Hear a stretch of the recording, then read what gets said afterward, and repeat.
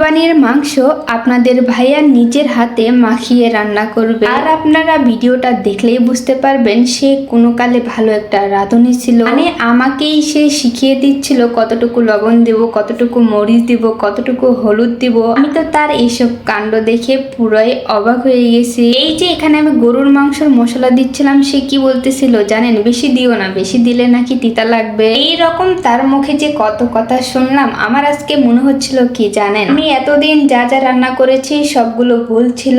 আজ থেকে আপনাদের ভাইয়ার থেকে আমার রান্না করা শিখতে হবে। যাই হোক, মজা করতেছিলাম। আপনাদের ভাইয়াও কিন্তু অনেক ভালো রান্না করতে পারে। দেখেন মাংসটাকে কত সুন্দরভাবে মাখিয়েছে। এইবার আপনাদেরকে আসল কাহিনীটা বলি। আসলে আমার কাছে মনে হয় কুরবানির মাংসটা হাতে ভালোভাবে মাখিয়ে রান্না করলে খেতে অনেক বেশি মজা লাগে। আমি আমার আম্মুকে সবসময় দেখেছি কুরবানির মাংস সবগুলো মশলা দিয়ে হাতে সুন্দর করে মাখিয়ে রান্না করে। আমার কখন জানি হাতটা কেটে গেছে, আমি একদমই বুঝতে পারিনি। পরে দেখতেছি হাতটা অনেক জ্বালা করতেছিল, বুঝলাম যে হাত কেটে গেছে। এর ভয়ে আমি আর মাংস মাখানোর সাহস পাইনি, তাই আপনাদের ভাইয়া মাংস মাখিয়ে দিচ্ছিল।